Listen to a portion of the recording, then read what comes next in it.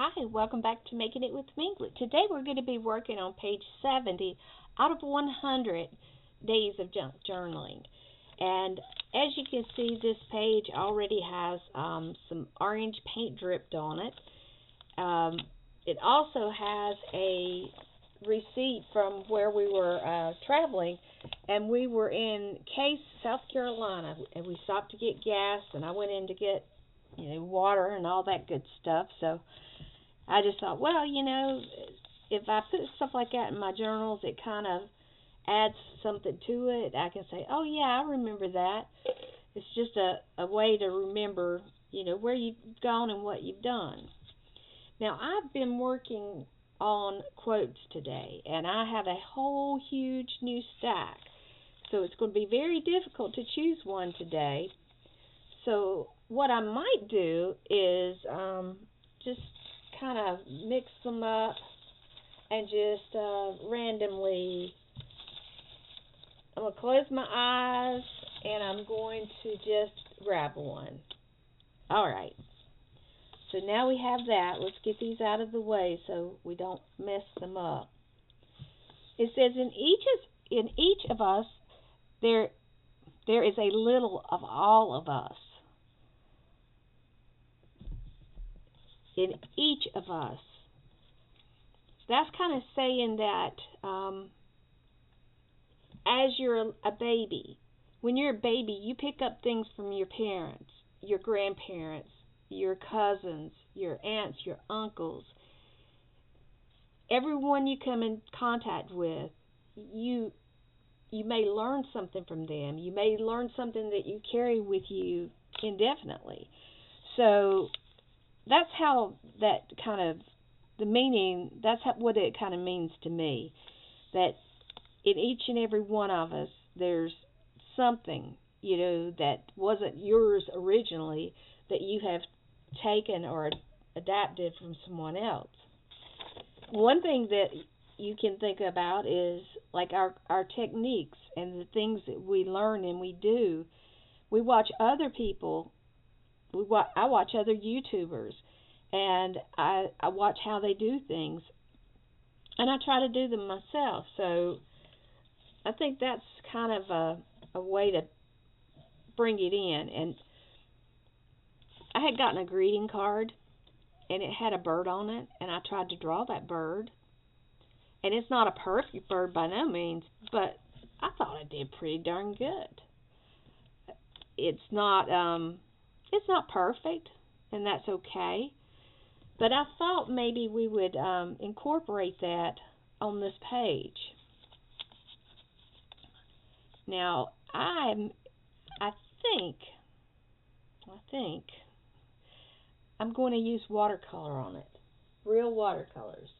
So I'm going to grab those, and I'll be right. Okay. So I have gotten my paints out, and you can tell I've used them before. I've played with them, and I've had fun with them.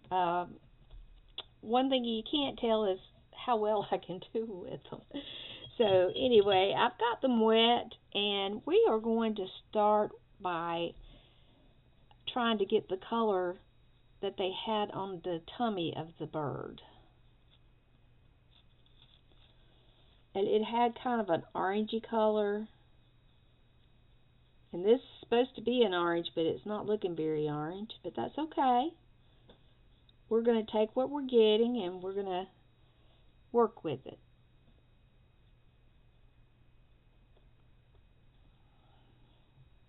And I can tell this envelope's probably not the best thing. I probably should have drawn it on watercolor paper, but I didn't think I would succeed. I try to be positive, but there's that reality that comes in and says, yeah, you're going to color that bird. You're going to make that bird. I can see that you are. All right, so we've got a sort of white.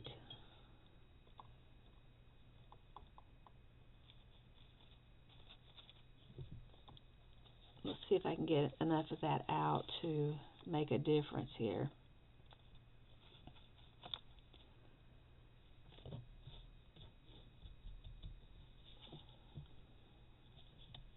I was using clean water, it probably would help. So let me grab my little jar of very clean water. That'll probably help. And it was like a pale blue. It was almost like it almost looked like a bluebird. So that's kind of soft. That's not bad. And I'm not doing this I'm not doing it very solid because I don't want it to. I want it to be soft. And like I said, this was an envelope, so I'm sure it's not really suitable for adding too much water.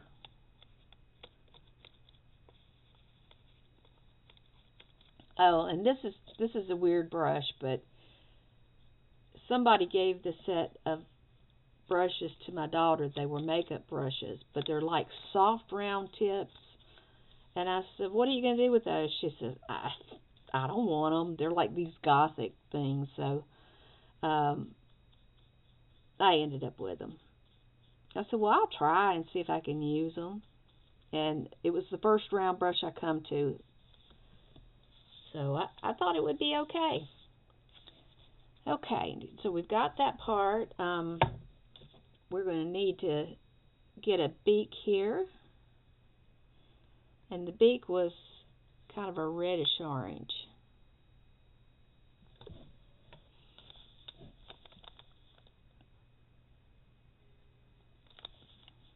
That doesn't look reddish orange to me, but maybe I need to do it a little dark. Oh, that's too dark. Let's see what we can do about that. Let's dab it. Maybe that'll help.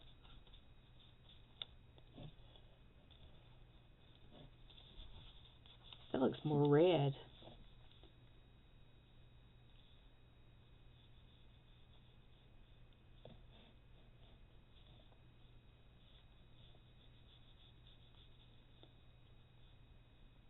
And it had kind of a rusty look around the edges where the blue and the orange kind of was meeting. And I showed you the card. It was very cute, but it's already gone out in the mail. Okay, I can live with that. And let's do, let me see if we can maybe take this and I want to make it look kind of like a stump, but I'm not sure that I can do that without getting it too dark. Let's try and see what we can do here.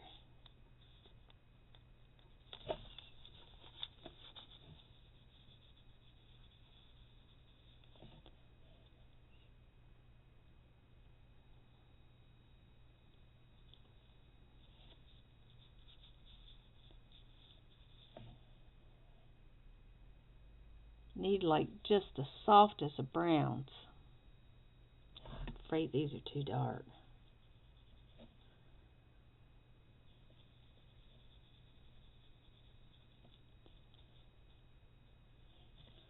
That's something I enjoy seeing. We have lots of tree stumps around, especially at the edge of the woods because we don't usually pay to have those drilled out. And it's amazing what you can see going on in a tree stump. It's quite educational. You have mosses growing. We have giant ants that once they start getting sick, the giant ants will come in and start eating them, and all kinds of things happen. They'll destroy a big hard oak tree that's who knows how many hundreds of years old. I mean, they're massive. We've lost one already, and we've got another one that we're expecting to have to do something about it before long. Now, on our tree stumps outside, almost all of them have some form of moss or some kind of fungus or stuff like that. So I'm going to put some of that on here. Just my little creative touch.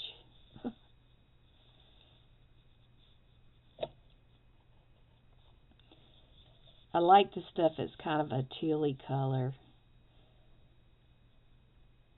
And we have lots of that. And then we have this little fine, airy, it's a type of moss, but it's just very pretty. It has like little tiny, teeny tiny little round circles on it. And I don't know if that's how it reseeds itself or exactly how it works, but it's very, very cute, very delicate, and it survives well on decaying branches. So we have the woodpeckers will come after the trees. That's how we can kind of tell if something's going on. Is the woodpeckers? We have a pileated woodpecker that is really, really having a good time on our big oak tree in the front yard. And that tree is big enough around that I cannot put my arms around it. And if we have to have it taken down, it's going to be extremely, extremely expensive because it'll have to come down. It's close enough to the house that it'll have to come down a branch at a time. And the last time we had to do that, it was costly. But you got to do what you got to do. I mean, you can't have stuff falling on your house or your neighbor's house, and the joys of owning property. All right, so that's going to be my little stump with its nature happening.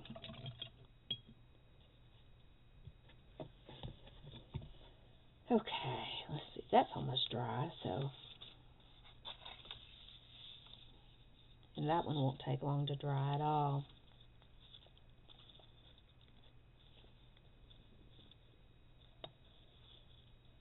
Got to figure out where that needs to go because I don't want it to be.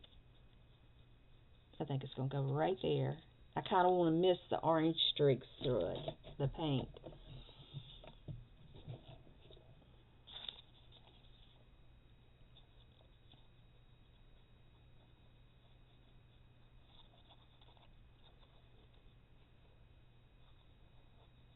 And I'll need to make it some legs.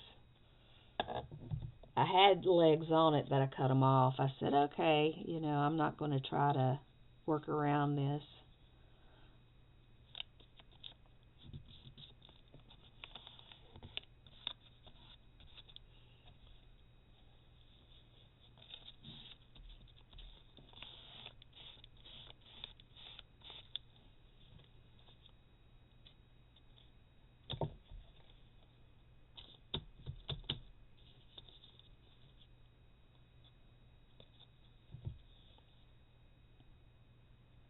And this is still damp, but I think it'll be okay. I hope so. I know I didn't work that hard on it, but you hate to work on something and then realize you've messed it way up.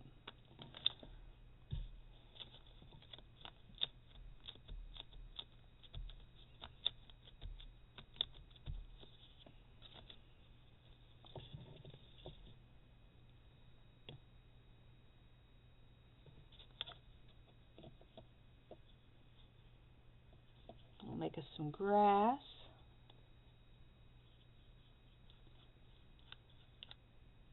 I love the moss that grows in some of the areas around our house. And we've got a lot of different varieties, and I enjoy going out and just looking and seeing how it's growing, how it's acting.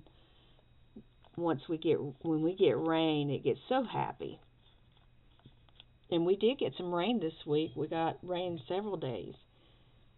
So I'm anxious to go out and see how the earth has responded. Our grass grew like 3 inches overnight. It was kind of funny. We kind of expected that to happen. So Bill got out on Monday and got it mowed because they were calling for rain the next couple of days.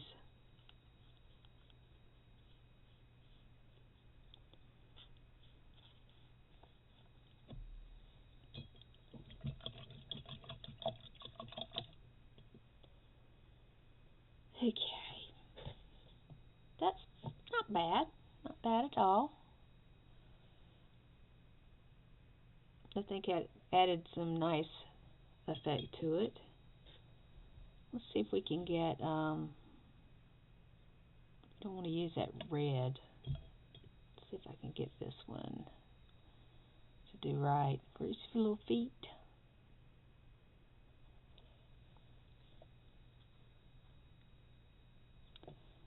Maybe not. Maybe I need to draw them with the pen. Let's go with the pen.